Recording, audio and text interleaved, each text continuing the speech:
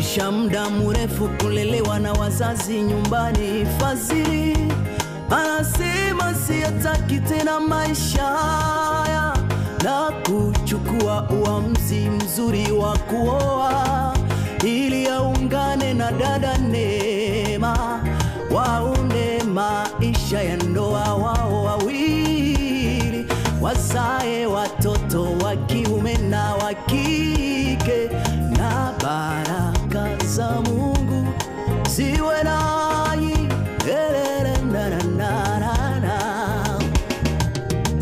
Ameamua kuwaacha wazazi wake, ameamua kuwaacha rafiki zake, ameamua kuishi na mke wake, ameamua kuwaaga akisema bye.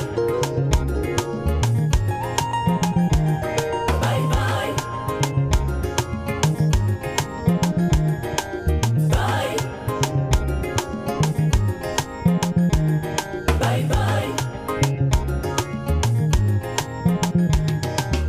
Wakati vijana wengine wameua kwa magendo, lakini Fadhili ameamua kwenda kuona wazazi wa dada Neema na kuona serikali. Watu wote tumekusanyika tushuhudie harusi yao wawili.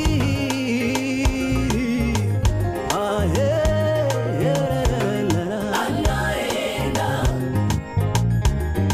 Leo mumechukua hatua nzuri, mumeunganishwa kwa ndoa.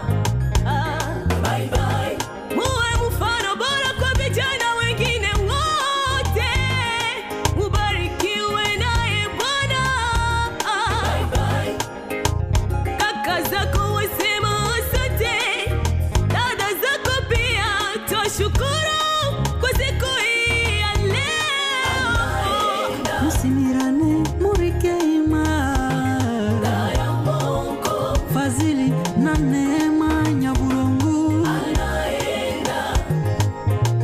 Karamongo Fadhili na Neema Nyaburungu mumatukutonkene mukasanirwanga na titaongo mubunyumba bwinuwe mubutema samisike na bikumi mamingi yere musieka tobororo mo bisasa bitiyere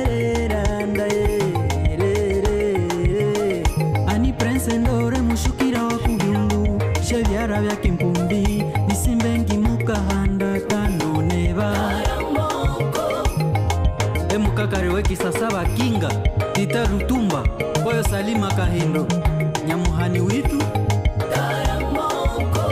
tita Raimo Kasongo nakoyo Mutsindu Shamamba mukianga shwe tita muri tuhutire Fadhili musike wakomenwa tita Izake Mulachake twashima mori sakeni shukire kinduma mamingi tita